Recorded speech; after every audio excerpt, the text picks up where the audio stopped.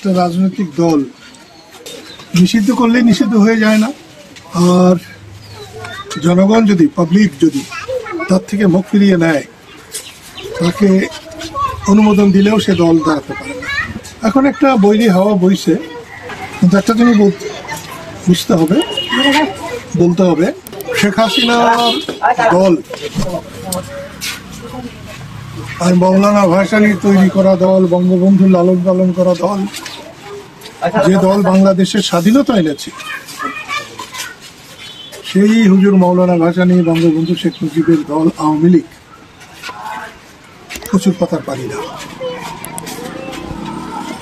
এটা সিদ্ধ হবে না নিষিদ্ধ হবে, এটা রায় দেওয়ার মালিক হচ্ছে জনগণ, পাবলিক। আওয়ামী লীগের যারা অন্যায় করেছে, ভুল করেছে, তাদের বিচার হবে এবং আইনের দ্বারা বিচারে তারা দোষী সাব্যস্ত হবে, তাদের শাস্তি হবে। কিন্তু কোনো পরিষদ সিদ্ধান্ত নিলেই সেটা কার্যকরী হবে বা সেটাই শুদ্ধ, এটা ঠিক না। ভারত পাকিস্তানে চলমান যুদ্ধ, যে আমেরিকা যুক্তরাষ্ট্রের যে মধ্যস্থতায় এখন বিরতি চলতেছে, এই বিষয়ে এখন মুক্তিযোদ্ধা হিসেবে আপনি কি বুঝতেছেন? আসলে এখনকার দিনে যুদ্ধটা ছেলে খেলা না। তার প্রভাব যে দেশ যুদ্ধ করে শুধু সেই দেশের উপরে পড়ে না, সারা পৃথিবীর উপরে যুদ্ধ হলেই সে প্রভাব পড়ে। দু একটা গুলি ছোড়া আর যুদ্ধ এক কথা না।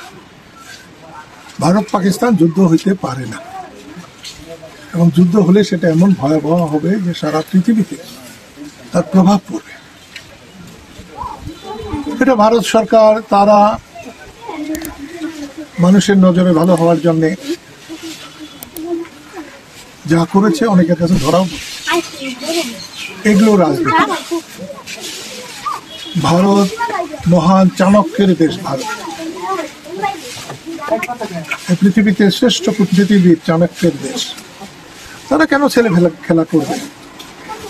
এবং বর্তমান সরকার যারা এই যুদ্ধ খেলায় তারা ক্ষতিগ্রস্ত হয়েছে, ভারতের মানুষ ক্ষতিগ্রস্ত হয়েছে। যুদ্ধ হলে সারা পৃথিবী ক্ষতিগ্রস্ত, আমার মনে হয় সেটা হবে।